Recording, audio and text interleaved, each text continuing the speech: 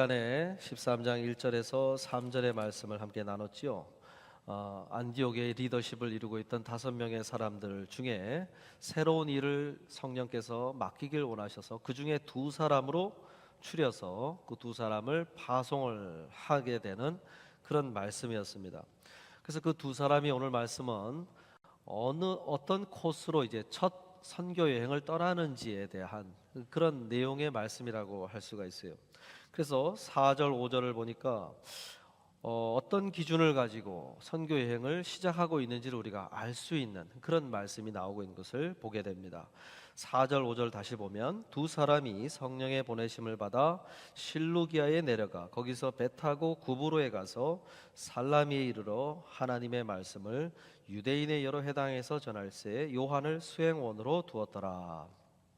여기서 몇 가지 그들이 세운 선교 여행의 원칙을 알 수가 있어요. 첫 번째는 그들이 가장 먼저 가려고 했던 곳은 구브로였다는 거. 이제 좀 말씀을 묵상하겠지만은 그 구브로였다고 하는 부분, 그 부분도 우리가 참 묵상할 수 있는 내용이 담겨져 있습니다. 두 번째는 그들이 먼저 유대인 회당으로 가서 복음을 전하려고 했다는 것.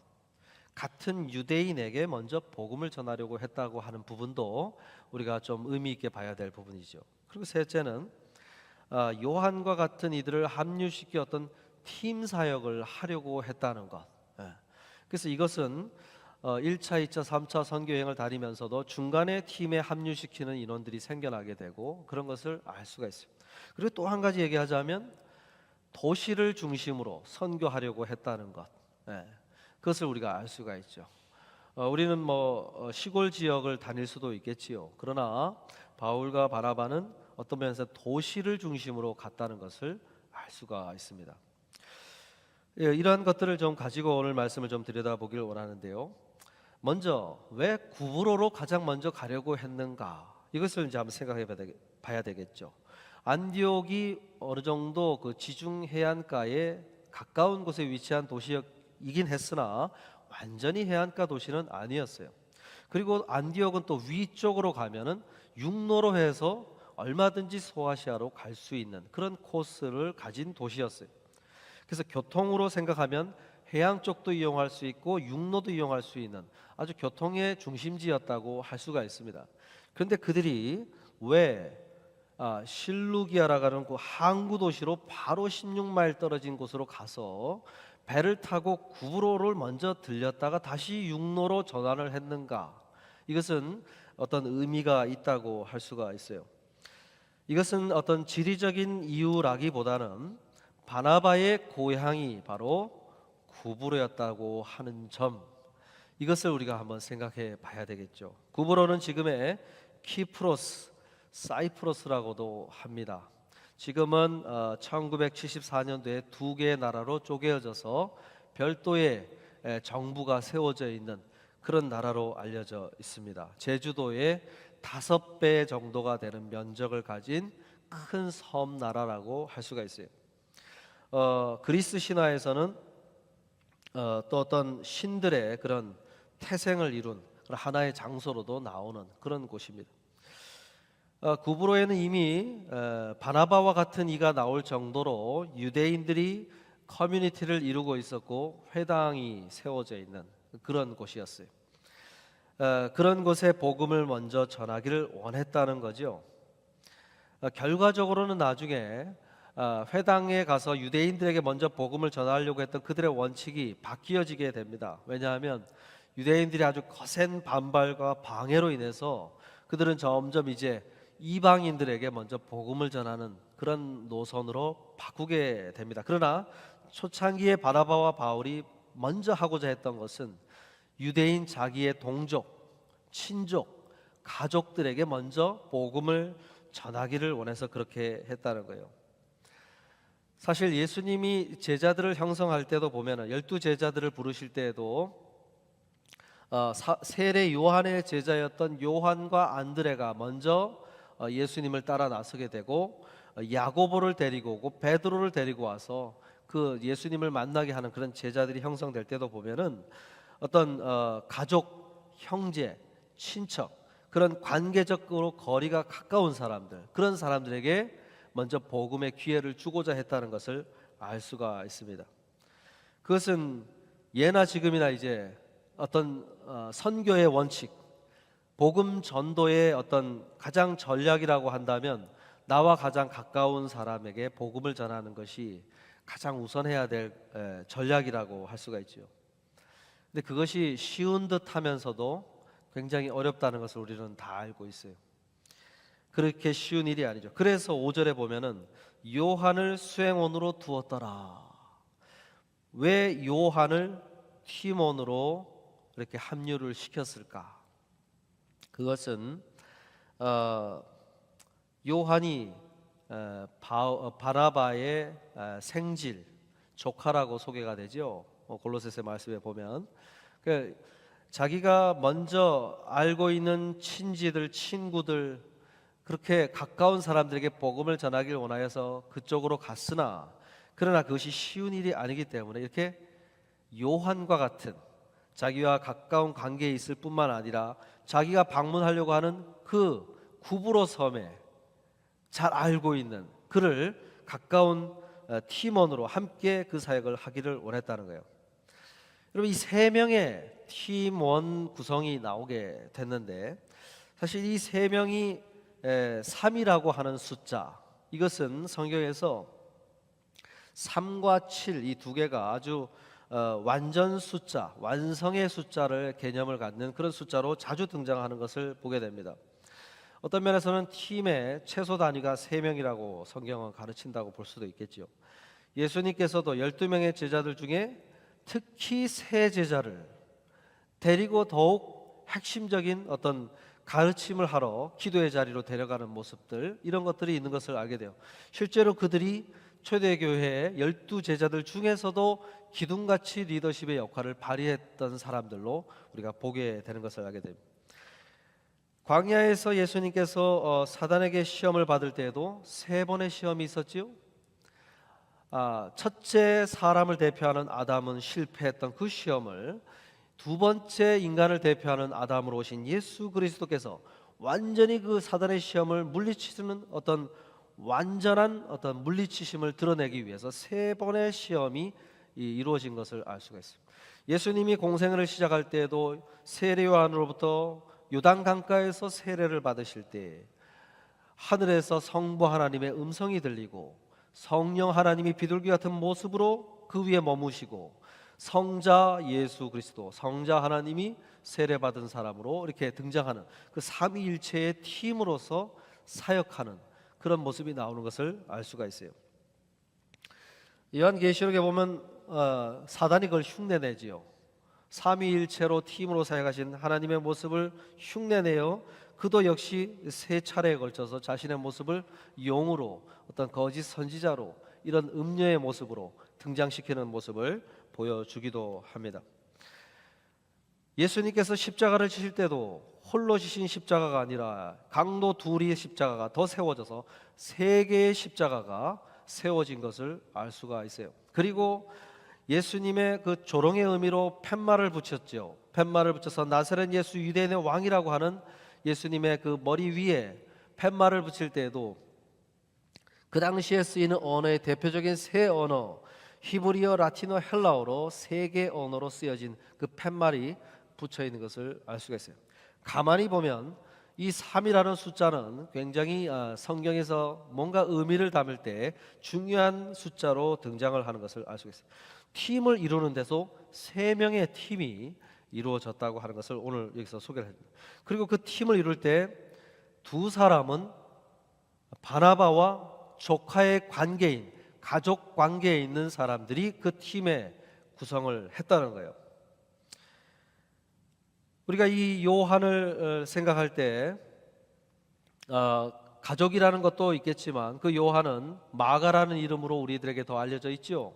마가복음을 썼던 그 마가, 로마식 이름이 마가고 유대식 이름이 요한입니다. 그 요한을 조카인 요한을 팀으로 합류를 시켰다는 거예요.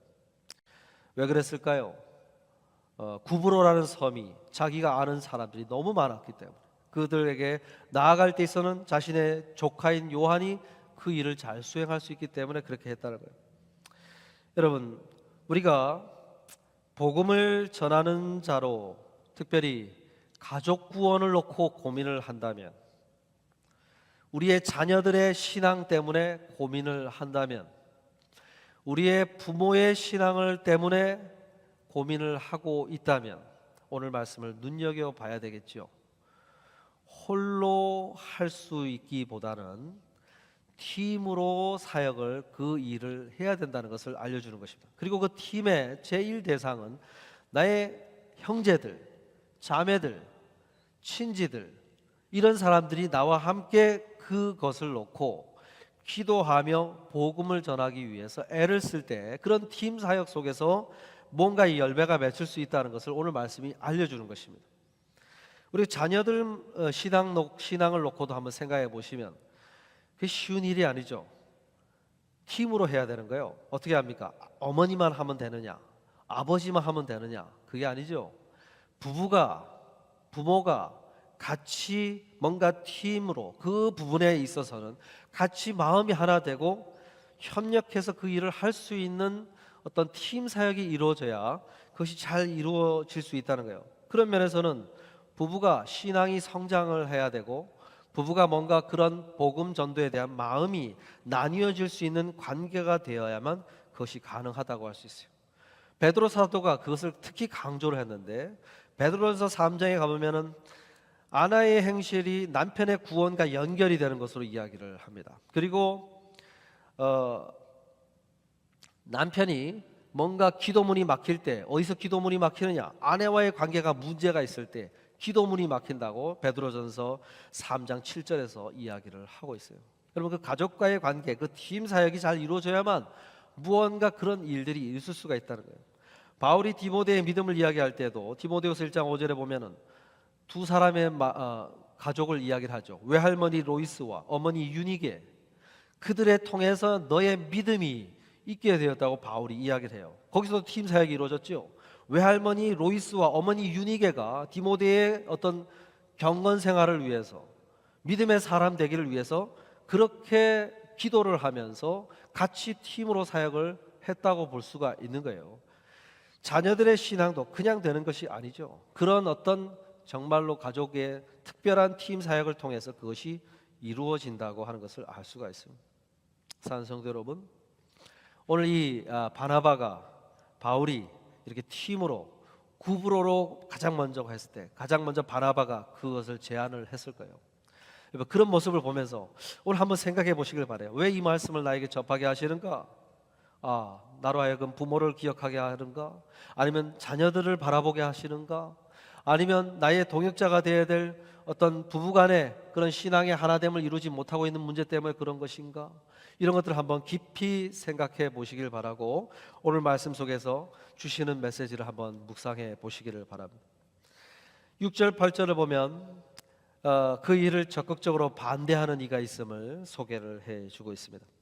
6절 7절 8절을 다시 보면, 온 섬 가운데로 지나서 바보에 이르러 바예수라 하는 유대인 거짓 선지자인 마술사를 만나니 그가 총독 서기오 바울과 함께 있으니 서기오 바울은 지혜 있는 사람이라 바나바와 사울을 불러 하나님의 말씀을 듣고자 하더라. 이 마술사 엘루마는, 이 이름을 번역하면 마술사라, 그들을 대적하여 총독으로 믿지 못하게 힘쓰니 그래요. 먼저 살라미스라고 하는 그 마을, 섬을 딱 바라봤을 때 동편 안디옥과 가장 가까운 그곳에서 도착을 했다가 섬을 관통해서 바보라고 하는, 지금의 파포스라고 하는 그 총독, 로마가 임명한 총독이 거하고 있는 행정 중심지, 그곳에 바로 직행해서 그곳으로 갔다고 소개합니다. 왜요? 가장 영향력 있는 사람 서기오 바울에게 복음을 전하기 위해서, 특별히 이런 전략을 짠 데에는 바울의 입김이 작용을 했다고 볼 수 있어요. 바울은 아주 효과적인, 가장 영향력이 있는 사람에게 복음을 전하기를 힘썼던 사람입니다. 그래서 그곳으로 가서 서기오 바울에게 복음을 전하려고 하는데, 아마 여기에는 바울의 시민권이 역할을 많이 했을 거예요. 로마 시민권을 가진 자로서 그곳에 총독을 만나고 싶다, 그렇기 때문에 아마 그 접견이 된 것으로 볼 수가 있어요. 그런데 문제는 서기오 바울은 그들이 전하고자 하는 메시지를 들을 마음이 있는데 그 옆에 있던 측근의 역할을 하고 있던 바예수라고 하는 그 유대인 거짓 선지자, 그가 옆에서 적극적으로 그걸 방해를 했다고 소개를 해주고 있어요. 여러분, 이 바예수의 존재, 이 복음이 전하여지는 곳에는 언제나 이 바예수의 존재가 등장하는 것을 아시죠? 여러분, 이름이 왜 바예수라고 별명을 붙여놨을까요? 원래 이름은 엘루마라고 하지요. 바예수라고 하는 뜻은 예수의 아들이다라는 뜻을 가지고 있어요. 바라고 하는 게 아들이고 예수, 그래서 예수의 아들. 여러분, 예수님이 그 당시에 유명세를 떨쳤던 어떤 유대인조차도 선지자로는 인정을 해요. 지금도. 그렇기 때문에 그 어떤 타이틀을 자기가 선지자, 예수의 아들이다라는 식으로 내걸었다는 거죠. 그러면서 어떤 신령한 선지자로 활동을 하고 있었던 사람이라고 소개를 해주고 있어요. 이름은 바예수인데 가만히 보니까 예수가 전했던 복음을 전하는데 아주 적극적으로 방해를 하고 있는 모습으로 등장을 하고 있어요. 여러분, 복음을 듣는다는 것에는 이 바예수와 같은 수많은 방해들을 뚫고 복음이 전하여져서 복음이 듣게 되는 거예요. 그런 면에서 보면 오늘 우리가 복음을 듣고 그 복음을 정말로 그냥 귓등으로 들은 것이 아니라 자세하게 듣고 거기에 어떤 믿음을 갖게 됐다고 하는 것은 정말로 은혜 중에 은혜라고 할 수가 있습니다. 그런 복음을 들을 수 있는 기회를 방해하기 위한 각종 존재들이 우리 주변에 위치하고 있기 때문에 그래요. 특별히 바예수, 예수의 아들이라고 하는 포장한 사람들, 예수의 이름으로 내걸고 포장을, 자신의 신분을 위장하고 포장하고 적극적으로 복음을 가로막고 있는 존재들이 우리 주변에는 너무나 많고, 어떤 면에서 그것이 가족일 수도 있고 친구일 수도 있고 측근일 수도 있고 그런 존재들이 무수히 많이 자리하고 있다고 했어요. 바나바와 바울은 그걸 마주했던 거죠. 야, 여기까지 왔는데 저 서기오 바울에게 복음을 전할 수 있는 위치까지 지금 가까운 거리에서 접견까지 이루어졌는데 저 바예수라고 하는 존재가 그걸 너무 가로막고 있는 거예요.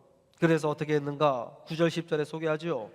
바울이라고 하는 사울이 성령이 충만하여 그를 주목하고 이르되 모든 거짓과 악행이 가득한 자요 마귀의 자식이요 모든 의의 원수여 주의 바른 길을 굽게 하기를 그치지 아니하겠느냐. 바울이 그 장면을 계속 바른 가운데 특별히 성령이 충만하여 바예수 그 사람을 주목하여 다시금 쳐다보게 됐다고 소개를 해요. 그러면서 여기서 성령 충만이 뭐와 연관되냐면 그 상황을 다시 바라보고 분별하는 어떤 눈이 생긴 것으로 지금 소개를 해주고 있어요. 그러면서 저 바예수의 존재를 뭐라고 얘기했냐면 그 바예수란 사람을 예수의 아들이 아니라 저 사람은 마귀의 아들이다, 마귀의 자식이다. 그 배후에 어떤 사단의 존재가 지금 활동하고 있는 것을 쳐다보면서 그 지금 상황을 다시 정리를 한 거죠. 바울이 이것을 파악하고 나서 뭐라고 합니까? 11절에 보라 이제 주의 손이 내 위에 있으니 하면서 성령께 도움을 요청을 하죠. 도움을 요청. 이제는 바예수 저 사람의 어떤 캐릭터적인 차원의 문제로 바라본 것이 아니라 그 너머에 있는 사단과 성령 하나님과의 어떤 대결의 양상으로 보면서 기도를 요청하기 시작한 것을 소개를 해줘요.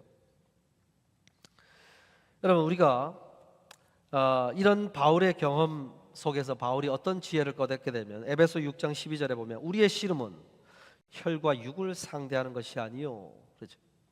통치자들과 권세들과 이 어둠의 세상 주관자들과 하늘에 있는 악의 영들을 상대함이라. 이게 이런 선교 여행을 다니면서 바울의 이런 눈이 생기게 됐다는 거예요. 여러분, 복음을 중심으로 이런 눈이 우리에게 필요하다는 것을 가르쳐주고 있습니다. 아무리 나와 가까운 사이에 있는 부모라고 하더라도, 자녀라고 하더라도, 친구라고 하더라도 복음을 전하는 데 있어서 이런 눈으로 그것을 바라볼 필요가 있다는 거예요. 제가 청년 시절에 이제 시골 마을에 우리가 거지전도라고 하는 전도 여행을 다니면서 팀을 이루어서 갈 때 저 집에는 누가 복음을 전하겠느냐 딱 정하고, 그래 그러면 우리는 가서 너를 위해서 기도할게 하고 팀 중에서도 역할 분담을 해가지고 갑니다. 그러면 특히 그 일본에서 들어온 어떤 그 종교가 있어요. 지금 갑자기 이름이 생각이 안 나는데 아실 거예요, 그죠? 남묘호랑개교. 그래, 남묘호랑. 우리 조혜련 씨가 아주 심취했었다고 그러죠. 그 남묘호랑개교를 믿는다고 하면서 그 있는 분에게 들어갔는데, 야, 이건 영적인 싸움이구나 하는 생각. 그 전도 소책자를 가지고 전하려고 하면 뭐 전화가 오고 내가 뭘 해야 되는데 이웃 사람이 찾아오고 막 분주해가지고 전하지를 못하는 거예요. 그래서 야, 이거는 영적인 싸움이구나 하고는 저희가 기도하는 팀이 계속 기도를 하면서 나중에 이제 좀 교통 정리가 쫙 되고 그나마 좀 이렇게 복음을 듣게 되는 그런 일들을 한 적이 있어요. 야, 그러면서 여러분 아무리 친한 사이 뭐 그 상관없어요. 복음을 중심으로 그런 관계 형성이 마치 어둠 속에서 뭔가 후레쉬를 딱 비쳤을 때 사물의 어렴풋이 아무것도 보이지 않던 그 사물의 형체가 보이는 것처럼 복음을 중심으로 그런 영적인 관계가 형성이 돼 있다는 거예요. 그래서 지금 바울이 그런 것을 파악을 하고는 그 타겟을 바예수가 아니라 그 너머에 있는 사단을 향해서 하나님께 성령 하나님께 기도를 요청을 한 것이죠. 그러면서 뭐라고 기도를 했습니까? 보라, 이제 주의 손이 내 위에 있으니 내가 맹인이 되어 얼마 동안 해를 보지 못하리라 하니 즉시 안개와 어둠이 그를 덮어 인도할 사람을 두루 구하는지라. 그래요. 그 바예수로 하여금 눈을 멀어버리게 해달라고 요청을 한 거예요. 기도를 한 것이죠.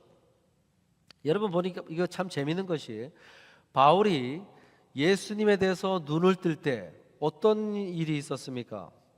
강한 빛이 다메섹으로 가는 그 도상에 길가에서 갑자기 내리쬐면서 그죠? 한낮에 태양빛보다도 더 강한 빛이 내리쬐면서 눈이 멀어버리죠.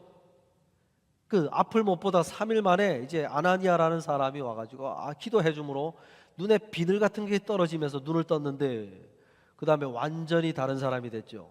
어떻게 해요? 예수 그리스도를 바라보는 눈이 떠진 사람이 되었죠. 여러분 그 경험을 한 바울이 어떤 기도를 요청한 거예요? 그 바예수라는 사람을 향해서 눈을 멀어버리게 해달라고 요청을 한 거예요. 왜요? 그도 뭔가 자기처럼 예수님에 대해서 눈을 뜨는 어떤 은혜를 요청하지 않았을까? 그 이유는 소개해 주지 않으니까 그가 예수를 믿게 됐는지 안 믿게 됐는지 모르겠어요. 그러나 그것을 요청을 했다는 거예요. 여러분, 선교라는 것이 무엇이냐? 복음을 받아들인다는 것이 무엇이냐? 그것은 내가 다른 것에 시선이 빼앗겨 있는 데가 뭔가 어떤 계기를 통해서 그 우리의 시선이 예수 그리스도께로 옮겨지는 그런 일이 벌어지는 일이라고 할 수 있고, 아니면 예수 그리스도를 바라보는 눈이 떠지는 사건이라고도 할 수가 있어요. 그것은 단순히 예배 참여하고 말고 그런 문제가 아니라 내가 생각해오던 모든 예수님을 중심으로 내가 생각해오던 인생의 목적이 바뀌어지는 사건이요, 내가 생각하던 우선순위가 바뀌어지는 사건이요, 내 인생의 어떤 삶에 중요하다고 여겼던 모든 것이 이렇게 제 질서를 찾아가는 그런 일이 복음을 받아들인 일, 선교의 일이라고 할 수가 있어요. 그래서 우리가 말씀을 들으면서 어떤 일을 하는 것입니까? 내 삶 속에서 무엇이 중요한가를 계속 배워가면서 자꾸 내 삶을 바꿔가는 일을 하는 거예요. 렌즈를 바꾸고 어떤 삶의 우선순위를 바꾸고, 그래서 시간을 내가 주일날 주말에는 이렇게 쓰던 사람이 그래 이런 시간은 이렇게도 쓸 수 있는 것이지 하면서 때로는 성가대, 그죠? 연습을 위해서 일찍 와서 그 시간을 씁니다. 때로는 그 시간은 소파에서 휴식을 취하던 시간임에도 불구하고 그렇게 오는 거예요. 그런 어떤 시간 사용에, 물질 사용에, 어떤 관계적인 부분에서 모든 그런 삶의 재질서가 일어나야 참된 그런 눈을 떠가는 그런 삶의 어떤 정말로 복음을 받아들인 사람이라고 할 수 있어요. 사도 바울은 그걸 한 것이죠. 저 사람 눈을 멀어버리게, 나처럼 눈을 버리게 해주시고 예수 그리스도를 바라보는 눈이 떠지게 하여 달라고 어떤 그런 차원에서 기도를 요청했다고 할 수 있어요. 사랑하는 성도 여러분, 그런 기도를 하셔야 돼요. 만약에 부모를 놓고 기도를 하고 있다면, 또 나의 자녀를 놓고 기도하고 있다면, 아니면 사랑하는 나의 아내, 어떤 가족들을 놓고 기도한다면, 주님을 바라보는 눈이 떠지게 하여 주옵소서. 아니면 저의 시선이 다 온통 저기에 쏠려 있는데 주님을 향하여 좀 시선을 돌리게끔 좀 해 주십시오 하면서 그런 것에 대한 기도를 요청해야 되는 것이죠. 여러분, 나의 언변이나 나의 지식이나 이걸로 될 문제가 아니라 어떻게 해요? 이렇게 사도 바울이 타겟을 분명히 하고 그를 향하여 기도를 요청할 때 은혜를 주셔야 그것이 된다는 것입니다. 말씀을 마무리하려고 하는데요, 미국에 2017년도까지 남아있었던 마지막 서커스단이 있었더라고요. 링글린 브라더스 서커스단이 있었는데 마지막 그 공연이 2017년도 뉴욕에서 있고, 그리고는 이제 폐단을 해서 서커스단이 문을 닫았다고 그래요. 근데 그 서커스단이 한때 이제 공연을 뉴욕에서 할 때 그런 적이 있었다고 그래요. 한참 호랑이 조련사가 이제 무대에서 서커스 쇼를 벌이고 있는 거예요. 호랑이들을 훈련시킨 대로. 그런데 갑자기 1분간 정전이 돼 버렸다는 거예요. 한밤에 쇼를 하는데 정전이 돼 버렸어요. 야, 온통 그 안이 캄캄해져 버린 거죠. 근데 그 무대와 관중석 사이에는 아주 견고한 철창 펜스가 쳐져 있으니까 안전하잖아요. 근데 문제는 호랑이와 함께 들어가서 쇼를 진두지휘하고 있던 그 조련사에게 안전이 위험해진 거죠.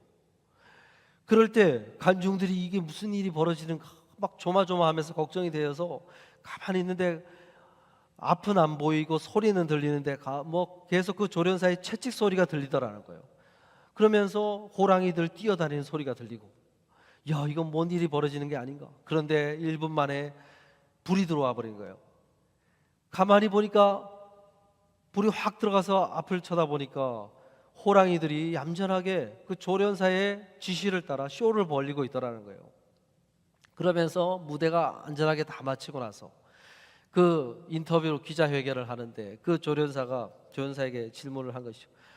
아니, 어떻게 그 어둠 속에서도 그렇게 할 수가 있었습니까? 하고 질문을 해냈다는 거예요.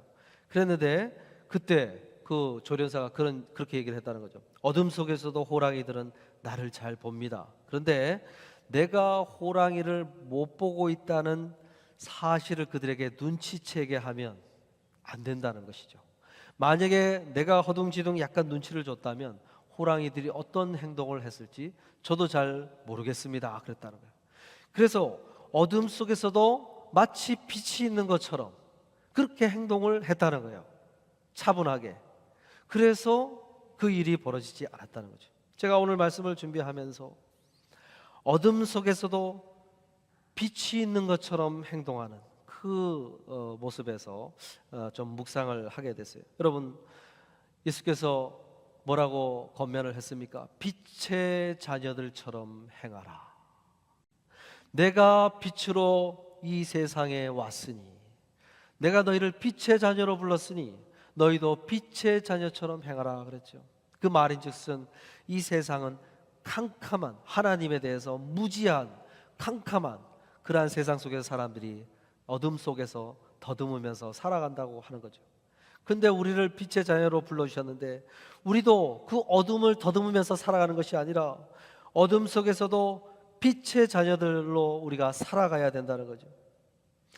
우리는 이 세상을 삶을 살아가면서 때로는 하나님의 사람들로 낙심케 만들고 힘들게 만들고 내가 이렇게 살아가는 게 맞을까 고민하게 만드는 많은 일들이 생겨납니다. 그럴 때에도 당황하지 말고 마치 불 꺼진 곳에서 호랑이에게 내가 그 호랑이를 보지 못한다고 생각하면서 허둥지둥하는 것이 아니라 그 조련사처럼 나를 삼킬 듯이 내 주위를 배회하고 있는 사단 마귀와 같은 그런 존재들이 나를 지켜보고 있는 그 앞에서 당당하게 하나님 앞에 도움을 요청하면서 분별력을 요청하면서 그렇게 그 상황 앞에서도 넉넉하게 그 담대하게 그 상황 앞에서도 헤쳐가는 바울이 기도하고 있는 그러한 기도하는 모습처럼 그렇게 걸어간다면 그 상황 앞에서 내가 두려워지고 그 상황에 쫓겨가는 삶이 아니라 그 상황들이 나를 쫓아오는 그 상황을 헤쳐 넘어가는 그러한 걸음을 걸을 수 있다는 사실을 여러분 기억하실 수 있기를 바랍니다. 눈앞이 캄캄해지는 상황을 만날 때 그죠? 하나님 앞에서 당당하게 그 길을 걸어가셔서 부모를, 가족을, 자녀들을 정말로 주님 품으로 나오게 하는 믿음의 눈을 뜨게 만드는 그런 사람들이 되길 바라고 또 어떤 상황들 속에서도 빛의 자녀들처럼 의연하게 그런 상황들을 헤쳐가셔서 정말로 마지막에 하나님 앞에 설 때에 빛의 자녀처럼 너가 살았구나 하는 그러한 칭찬을 들으시는 우리 모두가 되실 수 있기를 주님의 이름으로 부탁을 드립니다.